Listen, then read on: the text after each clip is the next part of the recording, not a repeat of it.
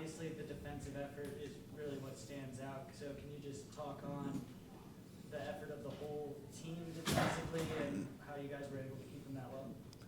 Yeah, it's we play a really aggressive style of defense, and I think that worked tonight, and it really helped to have Dopper back there. I think he had, 48 saves, 5 goals, so having a guy like that be able to back us up, and then, veteran guys like Mike and Macker back there, leading the young Bucks, but we're big and athletic, so we're able to be super aggressive, and we saw that work out tonight. Yeah, you're one of those young Bucks, so just in your first 2 games have, looked really good. What's this transition been like for you into the NLL and through these first 2 games? How are you feeling? I feel good out there. It's a lot of fun, and like I said, we got those veteran guys back there making the transition a lot easier. We had those 4 weeks at camp together. I feel like we clicked pretty quickly together, and I think you can see with every game our chemistry is getting better and better, like we saw tonight. So the transition's been pretty quick, and I think as our chemistry builds, we're just going to keep getting better. And then on the other side of that, could you just talk about, you mentioned already the veterans a little bit with Mike and McIntosh, but could you talk about just how those guys have led all of you rookies with there being 5 and what you've learned from them? Yeah, they're super vocal leaders. They don't let things get by us. They hold us accountable, and if we're slacking, if we're not going too fast, they get on us, and they lead by example. Mac's out there playing offense and defense today, taking every shift, and he's been in the league for how many years? So, when you see a guy doing that when he's been around this long, it makes you want to play better because he wants to win so bad, and he's just leading by example, and we're learning behind them. Well, let's talk about the power play. You guys were able to capitalize on a lot of the power plays tonight. What was the strategy behind that? Yeah, those guys are so skilled. I mean, we work on it every time we practice together. When you got guys up top like Lyle, Shane, Colsey, those guys have been around. They work so well together up top, and then we got the young guys in there like Burnsy, Mooner. All those guys so skilled together. I mean, they tear us apart in practice, so it translates onto the field in the game. So, just get the ball to those guys, and they're going to put it in the net. I'm going to hold this bonus mic here for you. Or it's for me? Oh, okay. Or whoever's asking the question? It's to get your question. Oh, okay. Well, I'll wait till the end. Well, I was going to ask, so you're from Hamilton. I'm from Hamilton. Coach Eddie's from Hamilton. So I was going to ask, what was your path? One of the cool things about the Swarm, at least for me, is that there's a Hamilton connection now, and then also there's an RIT connection. And so did you play your minor in Hamilton as well? I did. I played minor in Hamilton. Yeah, awesome. I ended up playing in Burlington, but we talked a lot on broadcast about Oshawa being a huge lacrosse hotbed, if you will. Hamilton, I don't feel like personally is a hotbed of lacrosse, but it's a great sports town. It's I know a lot of guys from Hamilton that have gone on to play hockey and lacrosse, and we like to call it the grit pit. And there's a lot of lessons to be learned. You graduated from Sherwood. I graduated from Brebeuf, so pretty close. But what was it like growing up playing lacrosse in Hamilton? Because again, we always kind of think of it as a bit of a tougher city to grow up and play sports in.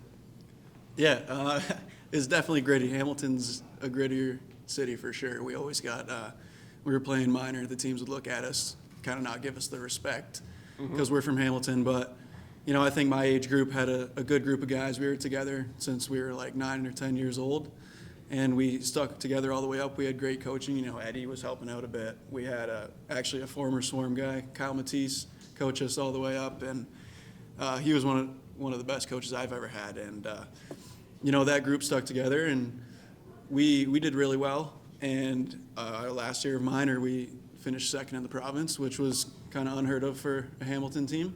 But, we were always looked at those, the gritty Hamilton guys. It was hard to kind of get respect. But we kind of took that personally and had fun with it, just went out there and no expectations, just go out there, have fun and play our game. And, it made us a lot better because we learned how to play as a team. And you can see a lot of guys from that team have gone on to play lacrosse at the next level or hockey at the next level, whatever sport they're doing, that team really went up. So awesome. Yeah.